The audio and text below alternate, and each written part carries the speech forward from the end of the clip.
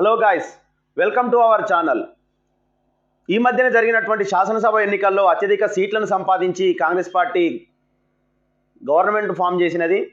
Government ఏర్పడిన తర్వాత మొట్టమొదటిసారిగా నిన్ననే బిఆర్ అంబేద్కర్ సచివాలయంలో జిల్లా కలెక్టర్లతోటి ఎస్పీలతోటి మొదటిసారిగా సమావేశం నిర్వహించారు.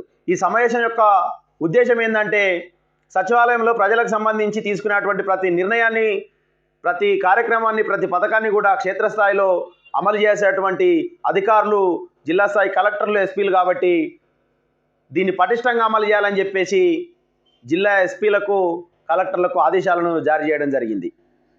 నిన్న జరిగినటువంటి సమావేశంలో ప్రజాపాలన అనేటువంటి ఒక కార్యక్రమానికి శ్రీకారం చుట్టినారు. ప్రజాపాలన అంటే కాంగ్రెస్ పార్టీ గవర్నమెంట్ ఇచ్చినటువంటి ఎన్నికల ముందు ఇచ్చినటువంటి 6 గ్యారంటీలు ఏవైతే ఉన్నాయో, మహాలక్ష్మి, గృహజ్యోతి, యువ వికాసం, చేయుత, రైతు భరోసా, ఇందిరమ్మ ఇండ్లు, ఒక్క యువ వికాసాన్ని మినహాయిస్తే మిగిలినటువంటి 5 పథకాలకు సంబంధించినటువంటి దరఖాస్తులను గ్రామాలలో అయితే గ్రామ పంచాయతీలలో గ్రామ సభలు నిర్వహించి స్వీకరించడం, మున్సిపాలిటీలలో అయితే మున్సిపల్ కేంద్రాలలో, మున్సిపల్ ఆఫీసులలో సమావేశాలు నిర్వహించి అధికారులు అక్కడికే వస్తారు. ప్రజలంతా కూడా అక్కడికే తమ దరఖాస్తులను తీసుకొచ్చి అధికారులకు సమర్పించేటువంటి కార్యక్రమానికి ప్రజాపాలన అని చెప్పేసి వాళ్ళు పేరు పెట్టినారు.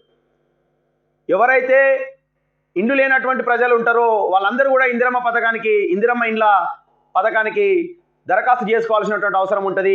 ఇండ్లు లేనటువంటి ప్రతి ఒక్కరికి కూడా 5 లక్షల రూపాయలు ఇస్తామని చెప్పేసి ఎన్నికల ముందు చెప్పింది. కాబట్టి ఎస్సీ ఎస్టీ క్యాండిడేట్లకు 1 లక్ష రూపాయలు అదనంగా కూడా ఇస్తామన్నారు. కాబట్టి ఎస్సీ ఎస్టీ క్యాండిడేట్లు క్యాస్ట్ సర్టిఫికెట్ కూడా అందుబాటులో పెట్టుకోవాల్సినటువంటి అవసరం ఉంటుంది.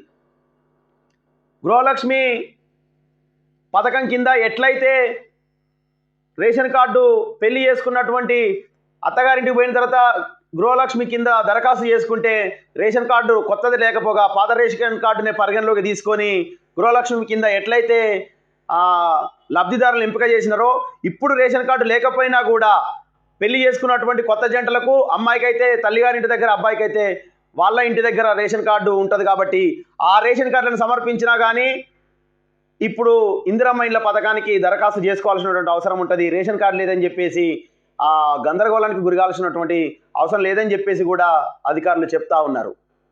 గృహజ్యోతి పథకం కింద 200 యూనిట్లను ప్రభుత్వం ప్రతి కుటుంబానికి ఫ్రీగా కరెంట్ ఇస్తా అని చెప్పినది. కాబట్టి దాని కొరకు చేయుత వృద్ధులకు, వితంతువులకు 4,000 రూపాయల పెన్షన్ను అందియడం కొరకు చేయుత పథకానికి, దాని తర్వాత యువ వికాసాన్ని మినహాయించి ఈ మిగిలినటువంటి 5 పథకాలకు, ఇందిరమ్మ ఇండ్లకు, చేయుతకు, రైతు భరోసా కింద రైతులకు, కౌలు రైతులకు ప్రతి ఏటా 15,000 రూపాయలను ఇస్తా అని చెప్పేసి ప్రభుత్వం ప్రకటించినది. వ్యవసాయ కూలీలకు 12,000 రూపాయలు కూడా ప్రభుత్వం ఇస్తా అన్నది. యువ వికాసాన్ని మినహాయించి ఇందిరమ్మ ఇండ్లకు, మహాలక్ష్మి పథకానికి ప్రతి నెల మహిళలకు 2,500 రూపాయలు, 500కే గ్యాస్ సిలిండరు. మహాలక్ష్మి, గృహజ్యోతి, ఇందిరమ్మ ఇండ్లు, చేయుత, రైతు భరోసా, ఈ 5 పథకాలకు సంబంధించి ఒకే ఒక్క ఉమ్మడి దరఖాస్తు ఫారాన్ని ప్రభుత్వము ప్రింట్ చేస్తూ ఉన్నది. దాన్ని జిల్లా కలెక్టర్లకు చేరవేసి అక్కడి నుంచి గ్రామ స్థాయిలోకి కూడా అందుబాటులోకి తీసుకొచ్చి 5 పథకాలకు కలిపి కూడా ఒకటే దరఖాస్తు ఫారాన్ని ఇస్తారు. ఆ దరఖాస్తు ఫారాన్ని రేపు మీ గ్రామంలో, మీ మున్సిపాలిటీలో సభ జరుగుతుంది అనగా అధికారులు వచ్చి మీ దరఖాస్తులు స్వీకరిస్తారనగా ముందుగానే మీకు ఈ దరఖాస్తుని ఇస్తారు. ఈ ఉమ్మడి 5 పథకాల కొరకు ఒకటే దరఖాస్తును మనం నింపి తెల్లారిపోయి దానికి కావాల్సినటువంటి పత్రాలన్నింటినీ కూడా దానికి అటాచ్ చేసి గ్రామ సభలలో, మున్సిపాలిటీలలో అధికారులకు ఇవ్వాల్సినటువంటి అవసరం ఉంటుంది. కాబట్టి కావాల్సినటువంటి పత్రాలన్నీ కూడా ప్రజలందరూ కూడా అందుబాటులో పెట్టుకోండి. 28వ తారీఖు నుంచి జనవరి 6వ తారీఖు వరకు హాలిడేస్ని మినహాయిస్తే 8 రోజుల పాటు ఈ ప్రజాపాలన కార్యక్రమం జరుగుతుంది. ఉదయం 8 గంటల నుంచి 12 గంటల వరకు ఒక గ్రామంలో, మధ్యాహ్నం 2 గంటల నుంచి సాయంత్రం 6 గంటల వరకు మరొక గ్రామంలో అధికారులు దరఖాస్తులు స్వీకరిస్తారు. స్వీకరించిన తర్వాత ఆ దరఖాస్తుదారునికి ఒక రసీదును కూడా ఇస్తారు. ఈ దరఖాస్తులన్నీ కూడా ఆన్లైన్లు చేసి ప్రతి 4 నెలలకు ఒకసారి ప్రజాపాలన కార్యక్రమాన్ని చేపడతారు. ఈ చేపట్టినటువంటి ఈ ప్రజాపాలన కార్యక్రమంలో ఈ సమస్యలు ఎంతవరకు పరిష్కారం అయిన అనేటువంటి విషయం మీద కూడా సమీక్ష నిర్వహిస్తారంట.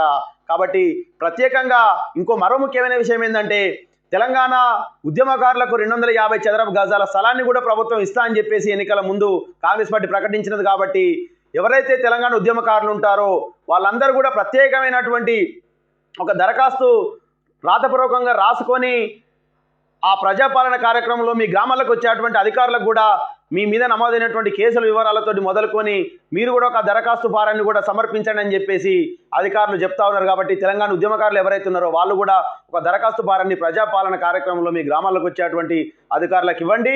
రేషన్ కార్డు లేనటువంటి కుటుంబాలు గందరగోళానికి గురి కావాల్సినటువంటి అవసరం లేదు.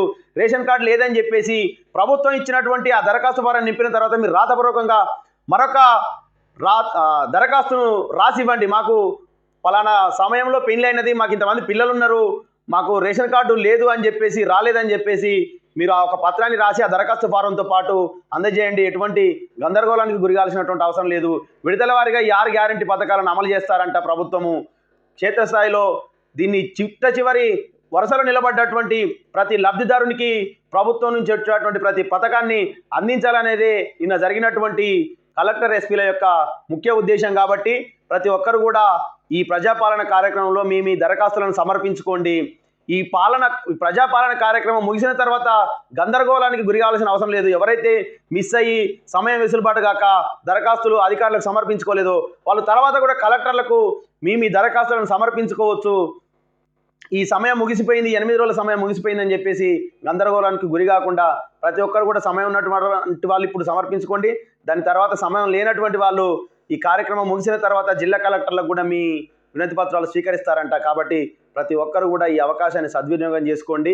మరో ముఖ్యమైనటువంటి విషయం ఏంటంటే గత ప్రభుత్వం చేసినటువంటి తప్పిదాలను, ఏవైతే పథకాలు కేవలం కార్యకర్తలకు ఇచ్చేటువంటి ఒక తప్పుడు ఆలోచన ధోరణి ఉన్నదో అట్లాంటి ఒక ఆలోచన ధోరణిని ఈ ప్రభుత్వం చేయకుండా క్షేత్రస్థాయిలో ఉండేటువంటి అధికారులు దీనిపైన పరిశీలన చేసి ఎవరు ఏ పథకానికి అర్హులైనటువంటి విషయాన్ని పరిశీలన చేసిన తర్వాతనే ఎంపిక చేయాలని చెప్పేసి ప్రభుత్వానికి మెజార్టీ ప్రజల నుంచి ఆ ప్రజా దర్బార్లో జరుగుతున్నటువంటి ఆ కార్యక్రమంలో, బేగంపేటలో జరుగుతున్నటువంటి కార్యక్రమంలో ఎక్కువ వినతి పత్రాలు కూడా వస్తూ ఉన్నాయి. కాబట్టి దీనిపైన కూడా కాస్త సీరియస్గానే ఆలోచించి ఎవరైతే లబ్ధిదారులు ఉంటారో నిజంగా వాళ్ళకు మాత్రమే పథకాలను అమలు చేయాలని చెప్పేసి మెజార్టీ ప్రజలు కోరుకుంటా ఉన్నారు. కాబట్టి ప్రజలంతా కూడా ఈ ప్రజాపాలన కార్యక్రమంలో మీ దరఖాస్తులను ఇందిరమ్మ ఇండ్ల కొరకు, మహాలక్ష్మి పథకం కొరకు, గృహజ్యోతి పథకం కొరకు, రైతు భరోసా కొరకు, చేయుత కార్యక్రమం కొరకు మీ దరఖాస్తులు అన్నీ కూడా సమర్పించండి. యువ వికాసం పైన ప్రభుత్వం ఇప్పటి వరకు ఎటువంటి ఆదేశాలు అయితే జారీ చేయలేదు. తర్వాత ముందు జారీ చేస్తుందేమో వేచి చూడాల్సినటువంటి అవసరం ఉన్నది. కాబట్టి తప్పకుండా ఈ 5 గ్యారంటీల కొరకు మీ దరఖాస్తులు అన్నీ కూడా తప్పకుండా సమర్పించండి. ఈ వీడియో కనుక మీకు నచ్చినట్లయితే మన ఛానల్ని లైక్ చేయండి, షేర్ చేయండి, బెల్ బటన్ ప్రెస్ చేసి తప్పకుండా సబ్స్క్రైబ్ చేయండి. Thanks to everyone.